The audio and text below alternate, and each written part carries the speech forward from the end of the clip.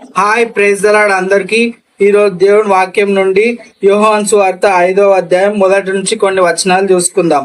అటు తర్వాత యూదుల పండుగ ఒకటి వచ్చెను గనుక యేసు యెరూషలేమునకు వెళ్ళెను.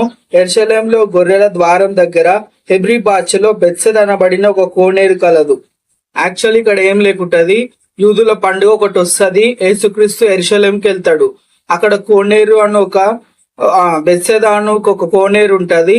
అక్కడ దేవదూత వచ్చి కదిలిస్తుంటది. ఆయా సమయంలో ఎవరైతే అనారోగ్యంతో ఉన్న వాళ్ళు, గుడ్డి వాళ్ళు, కుంటి వాళ్ళు ఎవరైనా సరే ఫస్ట్ ఎవరు దిగితే వాళ్ళు స్వస్థత పొందుతారు. అయితే అక్కడ 38 ఏళ్ల సంవత్సరం నుంచి పడకతోటి ఒక అతను ఉంటాడు. అతన్ని దించే వాళ్ళు ఎవరు లేకుంటారు ఆ కోనేరులో. అయితే యేసుక్రీస్తు ఆయన ఎన్నో రోజుల నుంచి ఇక్కడనే ఉన్నాడని యేసుక్రీస్తు గ్రహించి, నువ్వు స్వస్థత కోరుచున్నావు అని అడుగుతాడు. అప్పుడు అతను నన్ను తీసుకుపోవడానికి ఎవరు లేరు కదా అని అతను అంటాడు.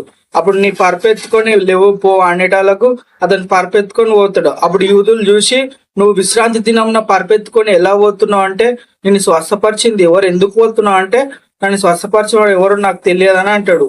ఇంకా అక్కడ గుంపులుగా అయ్యేసరికి యేసుక్రీస్తు మందిరంలోకి వెళ్తాడు.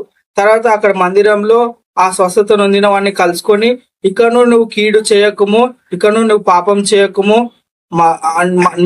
నీ పాపములు క్షమింపబడ్డాయి, ఇక చేయక అనే చెప్తాడు. తర్వాత ఏమైతుంది, అతను పోయి యూదులకు చెప్తాడు, ఏసే నన్ను స్వస్థపరిచిండని. అప్పుడు ఏసు దగ్గరికి వెళ్తారు యూదులు. నువ్వు విశ్రాంతి దినం ఎలా చేసినావు అంటే, నా తండ్రి పని చేస్తున్నాడు, నేను కూడా చేస్తున్నాడు అని అంటారు. ఇతను విశ్రాంతి దినం మీరుటనే గాక తండ్రి అని తన తండ్రిని తనతో సమానంగా చేసుకుంటున్నాడు, అంటే దేవుని కుమారుడు అంటే దేవునితో సమానంగా చేసుకుంటున్నాడు అని వాళ్ళకు మరింత కోపం వచ్చి యేసుక్రీస్తుని చంపవాలని ఆలోచిస్తారు. అంతే friends, bye, thank you, amen.